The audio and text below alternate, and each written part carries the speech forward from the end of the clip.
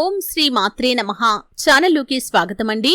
July 17వ తేదీన తొలి ఏకాదశి రోజున ఇంట్లో ఆడవాళ్లు పొరపాటున కూడా ఈ కూర వండకండి. మీరు ఈ కూర వండినా కాని, కుటుంబంలోని సభ్యులు ఈ కూర తిన్నా కాని చేతిలో పైసా కూడా మిగలదు. 7 జన్మల దరిద్రం మీకు పట్టుకుంటుంది. అయితే తొలి ఏకాదశి పర్వదినానికి ఉన్నటువంటి విశిష్టత ఏంటి? అలాగే ఆ రోజు ఎటువంటి ఆచార వ్యవహారాలను పాటిస్తారు? అలాగే ముఖ్యంగా ఆ రోజు ఏ కూర వండటం వల్ల, తినటం వల్ల ఆర్థికంగా మీరు దిగజారిపోయే పరిస్థితి వస్తుంది. చేతిలో పైసా కూడా మిగలకుండా 7 జన్మల దరిద్రం మిమ్మల్ని పట్టుకొని పీడిస్తుంది.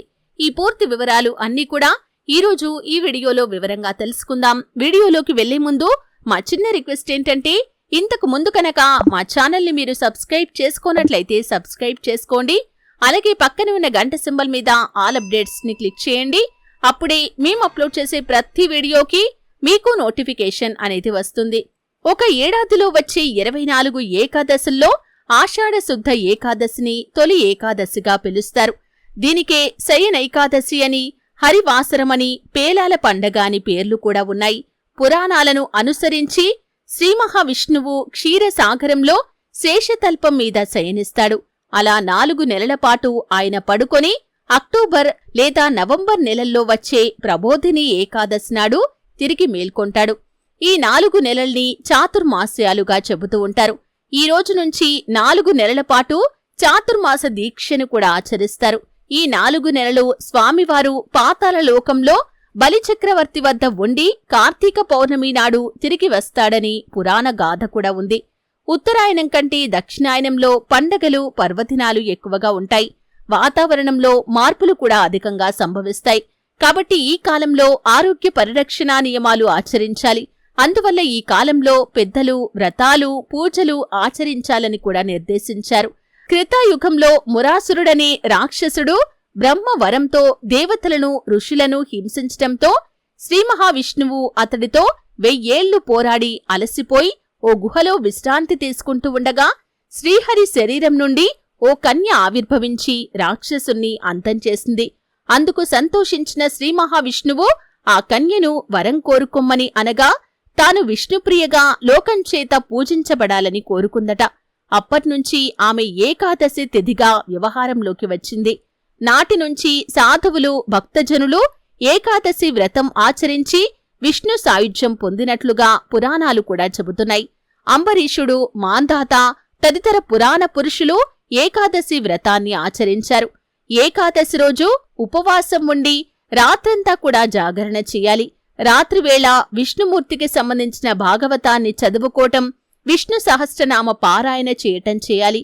మర్నాడు ద్వాదశి రోజున దగ్గరలో ఉన్న దేవాలయానికి వెళ్లి ఉపవాస దీక్షను విరమించాలి. తొలి ఏకాదశి నాడు ఆవులను పూజించాలి. విష్ణుమూర్తికి అత్యంత ప్రీతికరమైన రోజు ఈ తొలి ఏకాదశి పర్వదినం. కాబట్టి ఆ రోజున ఈ దీక్షను ఆచరిస్తే కనుక విష్ణుమూర్తి అనుగ్రహం మీకు ఖచ్చితంగా లభిస్తుంది. అలాగే తొలి ఏకాదశి నాడు పేలాల పిండిని కూడా తప్పకుండా తినాలి అని మన పెద్దలు చెబుతూ ఉంటారు. పేలాలు పితృదేవతలకు కూడా చాలా ఇష్టమైనవి. అందువల్ల మనకు జన్మనిచ్చిన పూర్వీకులను ఈ రోజున గుర్తు చేసుకోవటం మన యొక్క బాధ్యత. అలాగే ఆరోగ్యపరంగా కూడా బయటి ఉష్ణోగ్రతలకు అనుగుణంగా శరీరం అనేక మార్పులకి లోనవుతుంది. గ్రీష్మ ఋతువు ముగిసిన తర్వాత వర్ష ఋతువు ప్రారంభమయ్యే కాలమిది. కాబట్టి శరీరానికి పేలాల పిండి వేడిని కలగజేస్తుంది. అందువల్ల ఈ రోజున దేవాలయాల్లో కూడా, ఇళ్ల వద్ద కూడా పేలాల పిండిని ప్రసాదంగా పంచిపెడతారు.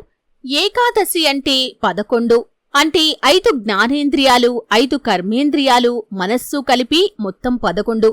వీటిని మనిషి తన ఆధీనంలోకి తీసుకుని వచ్చి వాటన్నింటినీ ఒకటిగా చేసి అప్పుడు దేవుడికి నివేదన చేయాలి. దీనివల్ల మనిషికి సహజంగా అలవడే బద్ధకం దూరమవుతుంది. రోగాలు దరిచేరకుండా ఉంటాయని, ఇంద్రియ నిగ్రహం పెరుగుతుందని పండితులు కూడా చెబుతున్నారు. సూర్యవంశంలో ప్రఖ్యాత రాజు మాంధాత. అతడు ధర్మం తప్పడు, సత్యవంతుడు. అతడి రాజ్యంలో ఒకసారి తీవ్రమైన కరువు వచ్చింది. దానితో ప్రజలు పడరాని పాట్లు పడుతూ ఉంటే అంగిరసుడు సూచనపై ఈ శయనైక ఏకాదశి వ్రతాన్ని భక్తితో చేస్తాడు మాంధాత. దాంతో వర్షం వచ్చి కరువు తీరి ప్రజలు చాలా సుఖంగా ఉన్నారని పురాణాలు కూడా చెబుతున్నాయి. అలాగే విష్ణుమూర్తి ఈ రోజున యోగనిద్రలోకి వెళ్తాడని పెద్దలు చెప్పగానే నిజంగానే దేవుడు నిద్రపోతాడా అని ఒక సందేహం కూడా కలుగుతుంది. విష్ణువు అంటే సర్వవ్యాపి అని అర్థం. అంటే విష్ణువు అనే పదానికి అంతర్లీనంగా సూర్యుడు అని అర్థం అన్నమాట. ఇప్పటి వరకు ఉత్తర దిక్కుగా ప్రయాణం చేసినటువంటి సూర్యుడు ఈ రోజు నుండి దక్షిణ దిక్కుకు వాలతాడు. అంటే ఈ రోజు మొదలుగా దక్షిణ దిక్కుగా ప్రయాణం చేస్తాడు.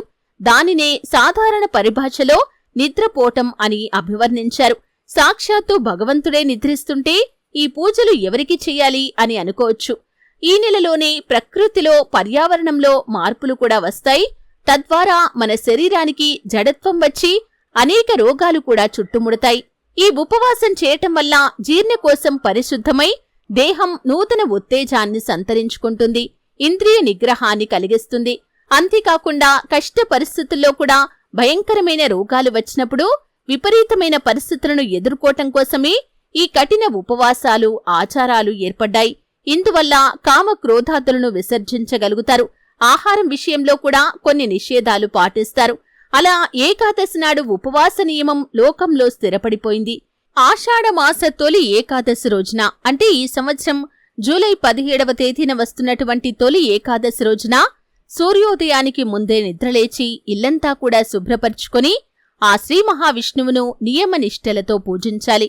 అలాగే విష్ణుమూర్తిని పసుపు కుంకుమలతో అలంకరించుకొని పుష్పాలను కూడా సమర్పించాలి.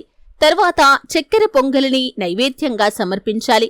అలాగే ముఖ్యంగా ఏకాదశి వ్రతాన్ని ఆచరించే భక్తులు ఎట్టి పరిస్థితుల్లో కూడా మాంసాహారం ఇంట్లో వండకూడదు, తినకూడదు. మాంసాహారం మీరు కనుక ఈరోజు ఇంట్లో వండినా కాని తిన్నా కాని 7 జన్మల దరిద్రం మిమ్మల్ని పట్టుకొని పీడిస్తుంది.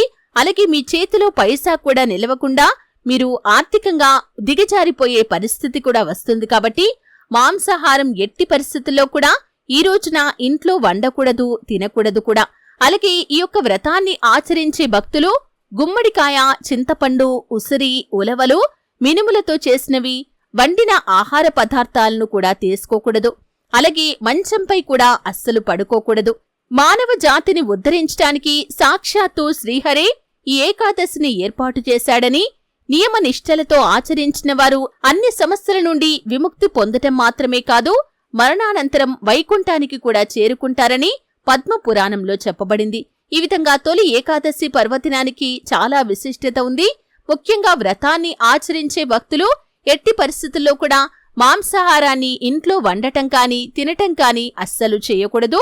చేశారంటే మాత్రం మీ చేతిలో ఒక్క పైసా కూడా నిలవదు. అలాగే 7 జన్మల దరిద్రం మిమ్మల్ని పట్టుకొని పీడిస్తుంది. కాబట్టి వ్రతాన్ని ఆచరించే భక్తులు ఈ విషయంలో తగిన జాగ్రత్తలు తీసుకోవాలి. అలాగే ఈ యొక్క తొలి ఏకాదశి రోజున వ్రతం ఆచరించని భక్తులు కూడా మీరు ఇంట్లో పూజ చేసుకుంటారు. కాబట్టి ఇంట్లో పూజా సమయానికి ముందే మాంసాహారం వండటం కాని తినటం కాని అస్సలు చేయకూడదు. ఒకవేళ వండుకోవాలి అనుకున్నవారు పూజ అనంతరం మాత్రమే మీరు ఇంట్లోకి మాంసాహారం తెచ్చుకోవటం కాని వండుకోవటం కాని చేసుకోవచ్చు. ఈ విధంగా తొలి ఏకాదశి పర్వదినానికి చాలా విశిష్టత అనేది కనిపిస్తుంది. చూశారు కదండి. వీడియో నచ్చితే ఖచ్చితంగా లైక్ చేయండి. మరిన్ని మంచి మంచి వీడియోల కోసం ఇప్పుడే మా ఛానల్ని సబ్స్క్రైబ్ చేసుకోండి.